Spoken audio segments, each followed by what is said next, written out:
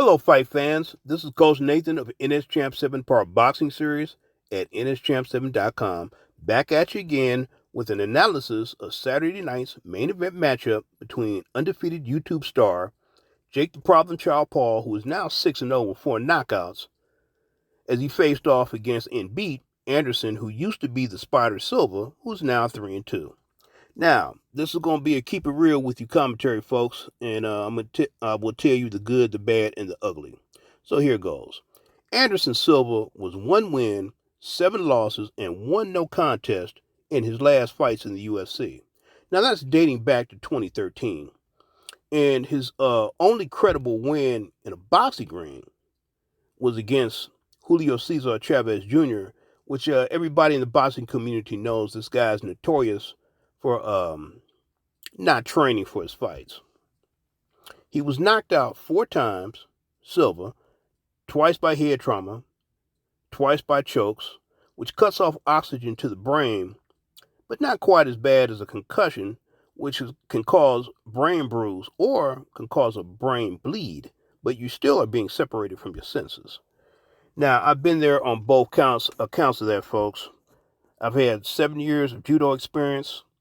I've fought in around 180 matches. That includes 3 national championships where I've choked out opponents, and unfortunately, I've been choked out a couple of times myself. I've been in the boxing ring many times as an amateur, not pro, 45, and I know what it is to be rocked with hard shots. I know what it is to be staggered, and I've also delivered a few knockouts myself. Also, from a coach's perspective, I'm slightly over 60, so I've been doing this stuff for a while. Most of the time when one gets knocked out, it's easier for him to get knocked out again if he keeps fighting. That's why most managers and trainers encourage a guy taking punishment to retire, or just go ahead and stick around for that brain damage, which is sure to come if you keep taking punishment.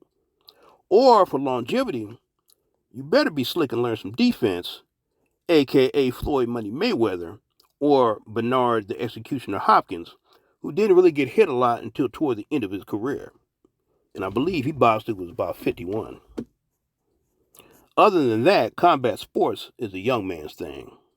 That's why I said used to be in reference to Anderson Silva. It's not a knock, it's not an insult. He's 47 years of age. And this fight will not tarnish his legacy unless he continues to linger around taking more L's and taking more punishment, which also would tarnish his brain as well. He also deserves much credit for going the distance in a hard-fought battle, actually landed more power punches, and this is against an opponent 22 years younger, and particularly had success with that right uppercut. On the other hand, Jake Paul did what he was supposed to do. Hype the fight, win the fight, talk up the next subpar opponent. But to his credit, the more you train, the more you fight with the right trainer, the better you're going to get. And he is doing just that. So in a way, the sky's the limit. But I don't think he'll get to the stage where he can beat a Canelo Alvarez, unless he fights him when he's past 40. I personally would love to see him fight the guys who have called him out, such as Mackenzie Morrison, son of former heavyweight champ Tommy Morrison, who some said has no following, so therefore it wouldn't be a big money draw for the fight. Or Nico Ali Wash, Muhammad's grandson, who said he wouldn't mind fighting him as well, and he does have a huge following. Also, former world champion Sergio Mora, who will also like to fight him, as he states, and he has a huge following also, and he's in his 40s. Also, too, folks, both these guys are middleweights.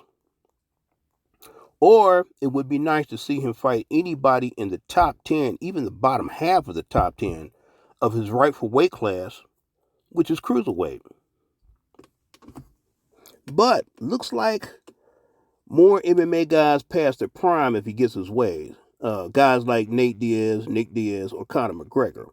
Or maybe Tommy Fury will resurface somewhere down the line, which reiterates what I said in the preview, that he'll continue to be the biggest one-man hype job ever to lace on a pair of boxing gloves.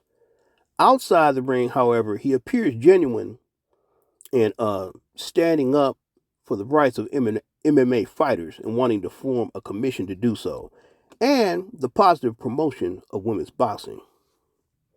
So, that's my analysis of this fight situation, folks. And of course, I welcome your comments as well. So, this is Coach Nathan of NS Champ 7 Part Boxing Series at nschamp7.com. And as always, I will see you the next main event.